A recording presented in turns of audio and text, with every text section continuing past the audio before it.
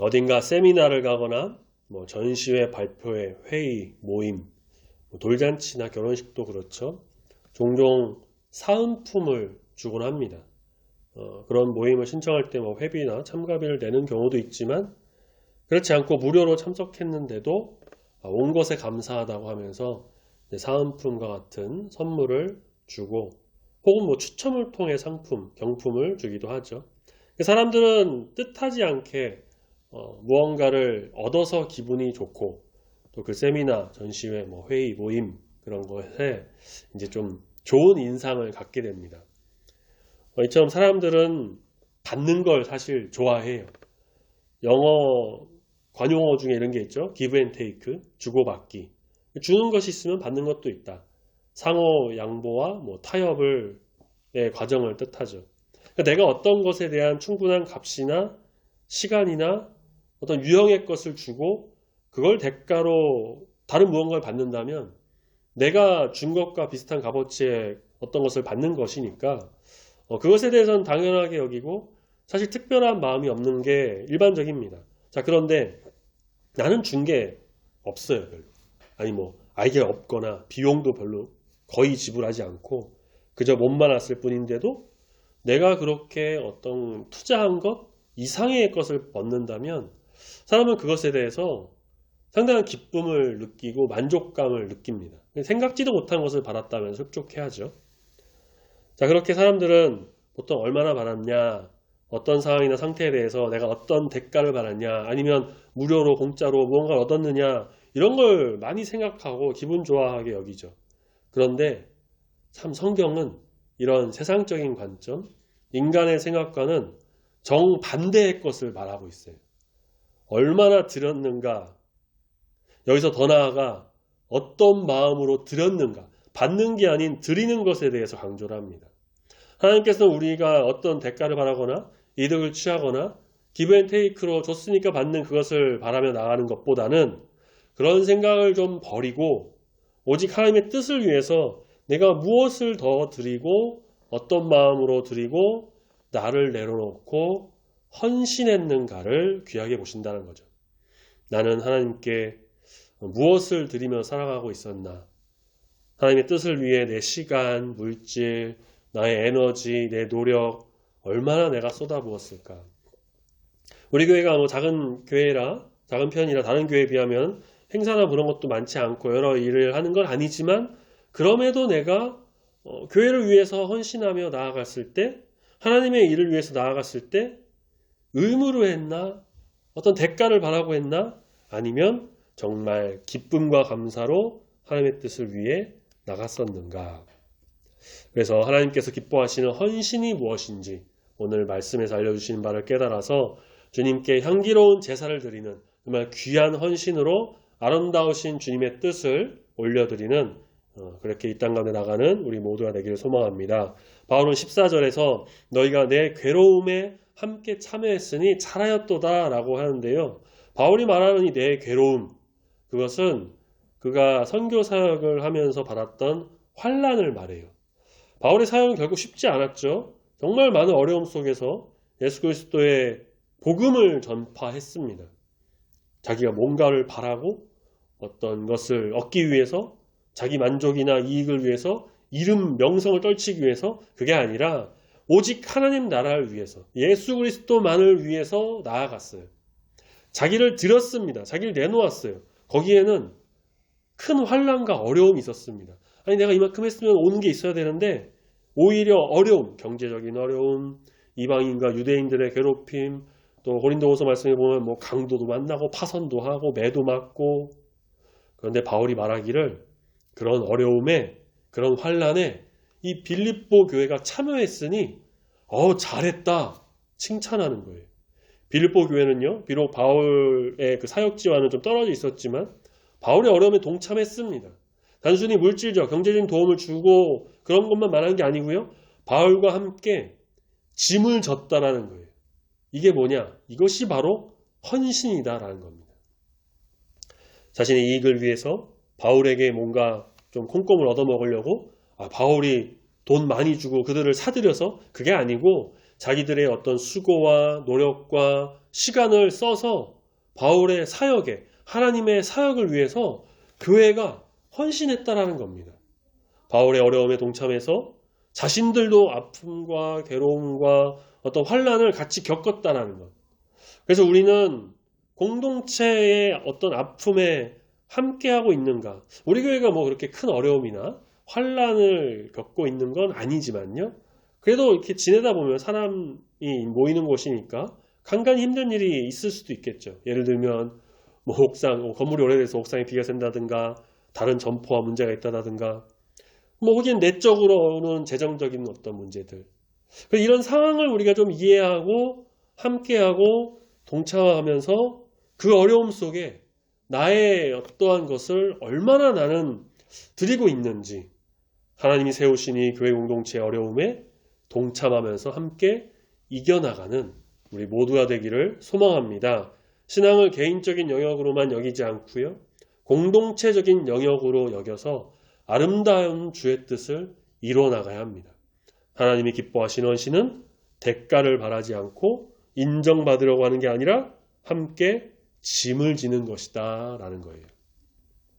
빌립보 교회는 굉장히 특별한 교회였어요. 아시아에서 가장 처음 세워진 교회였고 바울이 또 특별한 마음으로 사역을 했던 교회이기도 합니다. 그리고 15절에 보면요. 복음의 시초, 그러니까 바울이 이 복음 사역을 처음 시작할 때에 필요한 것을 주고받은 일에 동참했던 유일한 교회였고 16절 바울이 데살로니가에서 사역할 때도 필요한 재정을 2번이나 보내주면서 바울의 사역에 아주 큰 도움을 줬던 교회였죠.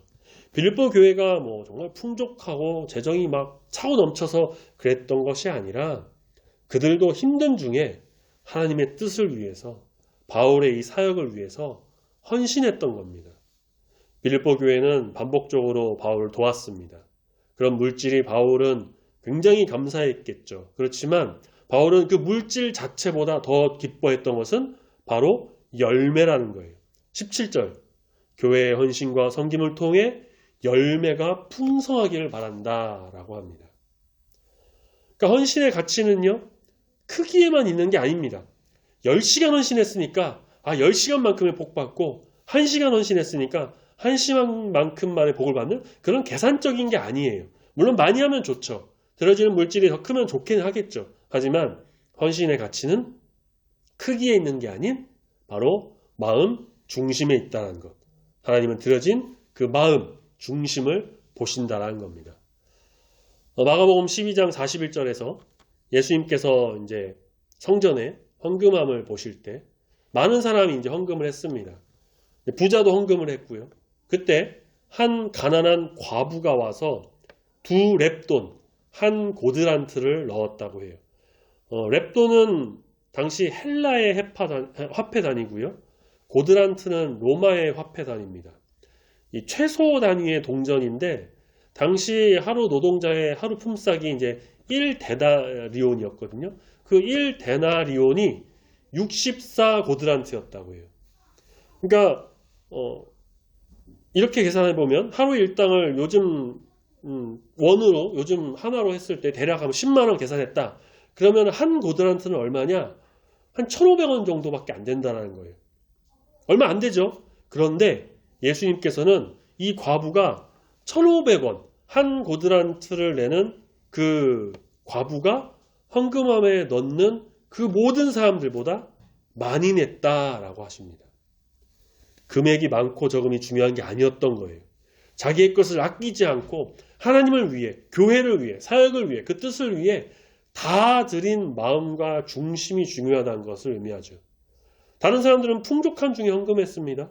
그런데 이 과부는 가난해요. 그 한 고드란트 1,500원도 너무 소중한데 그 모두를 그녀에게 있어서는 전부를 다 하나님께 드렸다라는 겁니다. 내가 하나님께 드리는 것, 나의 헌신은, 나의 섬김은 누가 시켜서 억지로 하는 걸까? 아니면 정말 마음을 다해서 하는 것일까? 다른 사람이 하니까 눈치 보여서 어쩔 수 없이 나도 같이 하는 헌신일까? 아니면 정말 감사와 기쁨으로 나의 모든 걸 주께 드립니다 라는 마음으로 하는 헌신일까? 계산된 헌신이 아니라 사랑의 헌신을 드리는 우리 모두가 되기를 소망합니다. 아멘. 꼭 교회가 아니어도 돼요. 물론 교회의 사역과 상황을 위해서 공동체를 위해 헌신하는 것도 필요하겠죠. 그렇지만 교회가 아닌 우린 다른 곳에서도요. 충분히 우리가 하나님의 뜻을 위해 헌신할 수 있습니다. 도움이 필요한 이웃을 위해, 기도가 필요한 어떤 다른 사람들, 성도를 위해, 복음을 들어야 할 우리 가족을 위해.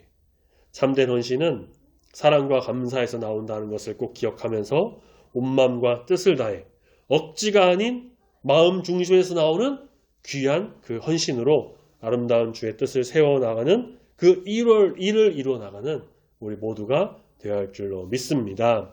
지난주 우리가 말씀 본 것처럼 바울은요. 풍족하든지 부족하든지 자족하는, 그러니까 스스로 만족하는 일체의 비결을 배웠다라고 하죠. 그래서 바울은 18절 말하는 것처럼요. 모든 것이 있다고 풍부하다고 합니다. 빌립보 교회가 물질적 도움을 준 것으로 풍족한 것일 수도 있고요. 가진 것은 별로 없지만 그 가운데서 자족할 줄 아는 바울이었으니까 그래도 풍부하다라고 했던 것일 수도 있어요. 그런데 바로 이어서 말씀해 보면은 에바브로디도 편에서 교회가 준 것을 자기가 받아서 풍족하다고 하니까 아마도 빌립보 교회의 이 헌금으로 인해서 바울의 부족했던 재정이 해결되고 사역의 어떠한 풍족한 상황이 됐다라는 것을 좀 짐작할 수 있죠. 자, 그러면서 교회를 향한 정말 아름다운 말을 전해요.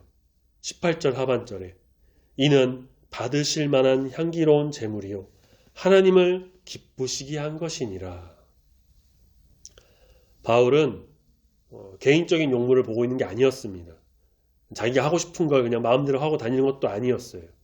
그는 하나님의 뜻을 따라 하나님의 사역을 하였고 예수 그리스도의 복음을 들고 그것을 전파하는 일에 전념하고 있었습니다. 다시 말해 바울을 도운 것은 하나님의 사역이 이루어진 것을 돕고 거기에 동참하고 복음을 위해 나선 것이었다는 거예요.